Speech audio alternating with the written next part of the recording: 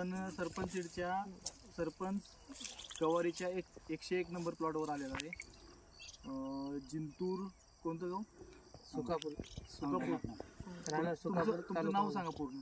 बालाजी शंकर ससाना. गाव सुकापूर, तालुका औंढा नागनाथ, जिल्हा हिंगोली.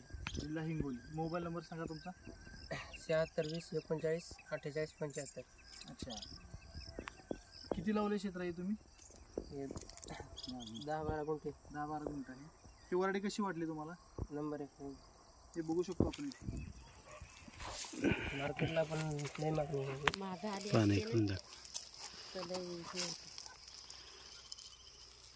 जे एकदम झुपक्यात शेंगा लागत आहेत, शेंगा एकदम कोवळ्या राहत आहेत.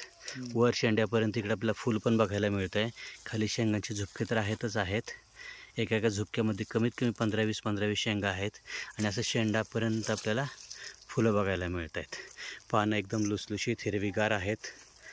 काय रेट मिळतो तुम्हाला आता मार्केटला? मार्केटला जर नेऊन दिलं तर 20 रुपये किलो, जर बसून विकलं तर 40 रुपये किलो. अच्छा, म्हणजे मार्केटमध्ये मागणी आहे. मागणी खूप. लोक मागतात का रिपीट? बसून कोण विकतं? बसून विकता का तुम्ही?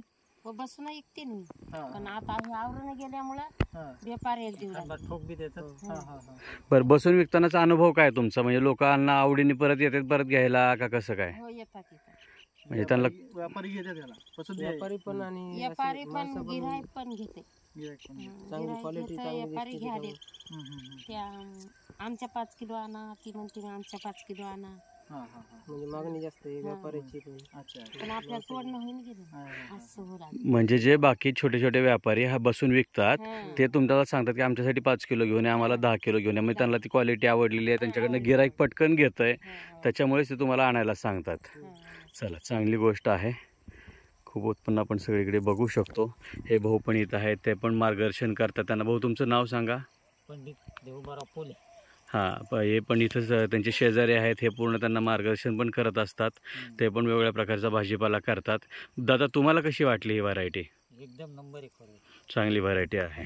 आमच्या पोराला त्यानेच शिकवलंय असं माळू लावायचं. आमचे मालक लावित होते, हां, पण आमचं पोरग शाळेत होतं. हां, ते शिकवतात बाबा असं लाव तसं लाव.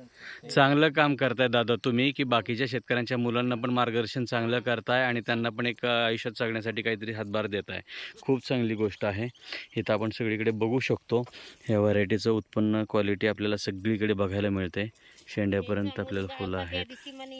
घेऊन नाही काय नाही म्हणे. अजून त्यानं पण पाहून घेतलं. आमची मुलगी पण म्हणू लागली, हां, घेऊन नाही म्हणे काय नाही. आणि महत्त्वाचं म्हणजे शेंग जरी मोठी झाली, जून जरी झाली तरी त्याच्यामध्ये शीर निघत नाही. त्याच्यामुळे खायला कचकच लागत नाही, निबर लागत नाही. एकदम चांगलं आहे. हे बघा, इथं तोडताना लक्षात येईल आपल्या एकदम तट तट तट तट स्टिंगलेस ज्याला म्हणतो, जशी फ्रेंच बीन्स असते, अजिबात त्यामध्ये शीर किंवा धागा निघत नाही. त्यामुळे अजिबात ती कचकच लागत नाही, खाताना निबर लागत नाही. तर हा अतिशय सुंदर असा गवारीचा 10 गुंठ्याचा त्यांनी प्लॉट केलेला आहे. कारण गवार हे पीकच असं आहे की जे तोडायला उरकत नसल्यामुळे जास्त क्षेत्र शक्यतो कोणी करत नाही. थोडं थोडं क्षेत्र जरी शेतकऱ्यांनी नेहमी करत राहिला त्याला एक चांगला पैशाचा मार्ग चालू राहू शकतो. त्यामुळे हे पीक सगळ्या शेतकऱ्यांनी केलं पाहिजे थोडं तरी. बरोबर. चला मावशी, धन्यवाद. बसा.